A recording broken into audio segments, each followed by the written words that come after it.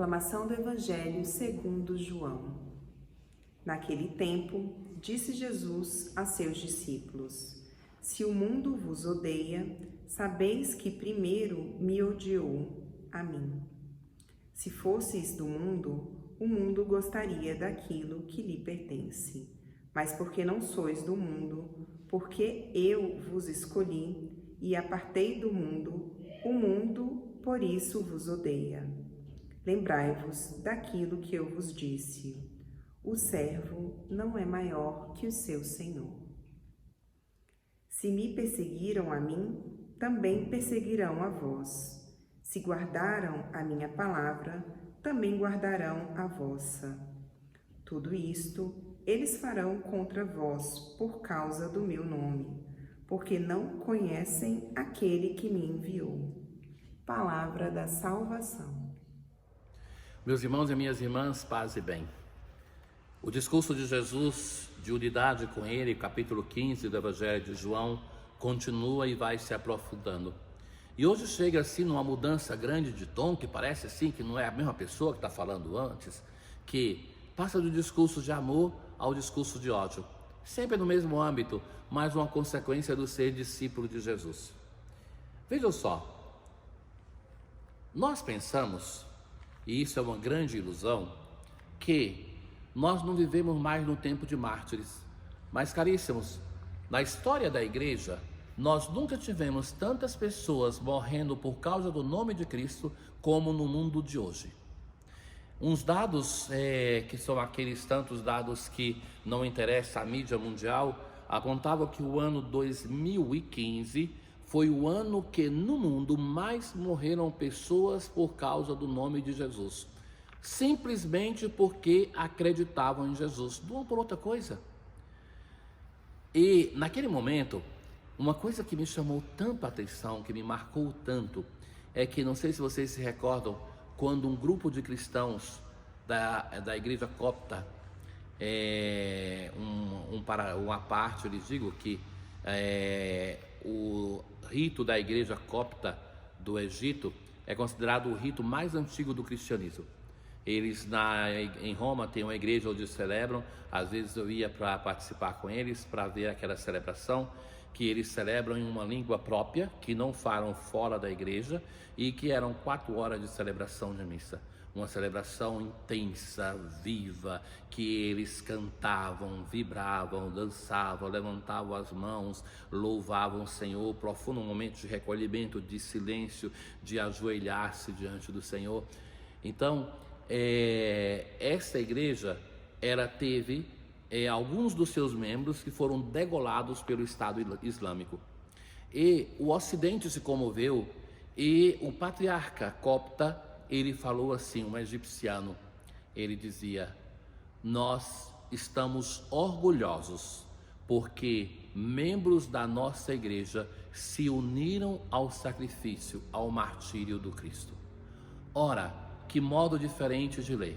Enquanto o Ocidente estava indignado e que era mais uma vida que era ceifada, ele dizia assim: é para nós um orgulho que eles permaneceram fiéis ao Cristo até o fim, porque se eles renegassem a fé no Cristo, eles seriam poupados, mas que eles permaneceram fiéis. Era esse o sentimento dos primeiros cristãos.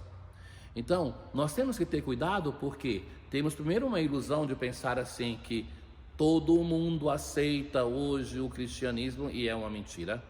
Mas também o perigo que nós temos de, vivendo em sociedades que hipoteticamente aceitam a fé cristã e qualquer fé, nós pensamos que somos aceitos e tendemos a viver uma vida de fé assim, em banho-maria, sem viver verdadeiramente a fé com convicção, como viveram as gerações passadas. Se nós hoje acreditamos no Senhor, é porque nós tivemos, primeiro, um Senhor que deu a vida por nós, mas tivemos um grupo apostólico, uma multidão de cristãos que davam a vida por causa da fé, e só por isso nós cremos.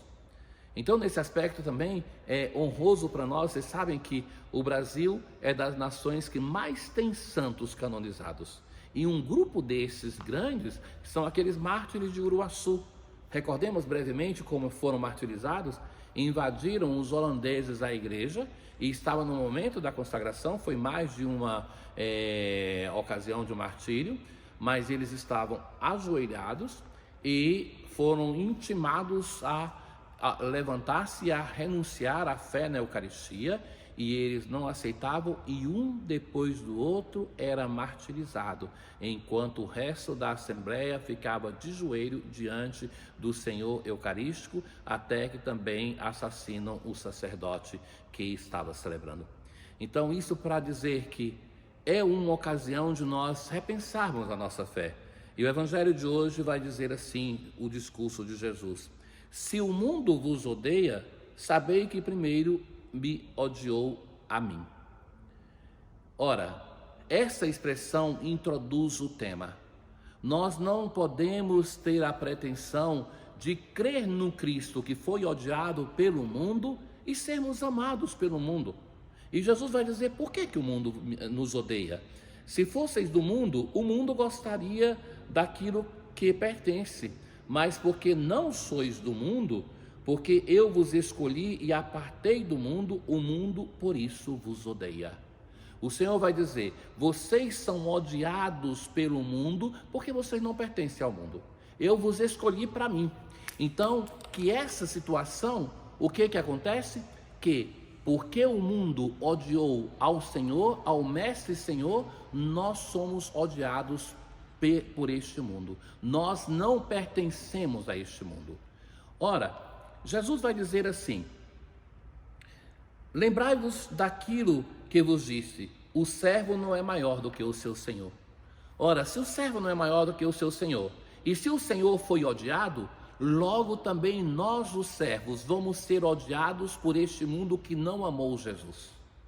E que nós devemos ter a consciência daquilo que mais na frente nós escutaremos, que nós estamos no mundo, mas nós não somos do mundo.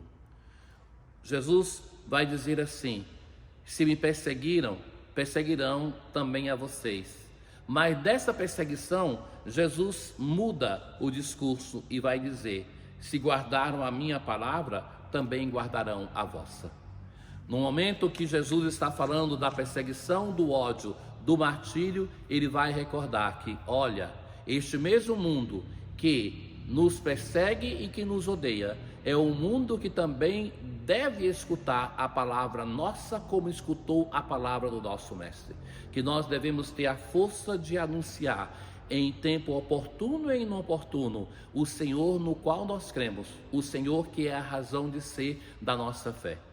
O Evangelho de hoje se conclui dizendo isso: tudo isto eles farão contra vós por causa do meu nome, porque não conhecem aquele que me enviou. Caros irmãos, de um discurso de amor, o Evangelho de hoje fala de um discurso de martírio.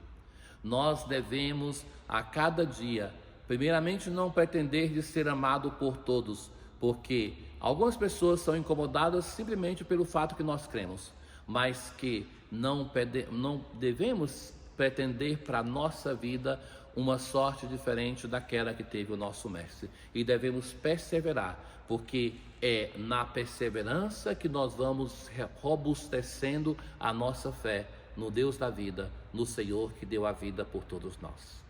O Senhor esteja convosco, Ele está no meio de nós. Abençoe-vos o Deus Todo-Poderoso, o Pai, o Filho e o Espírito Santo. Paz.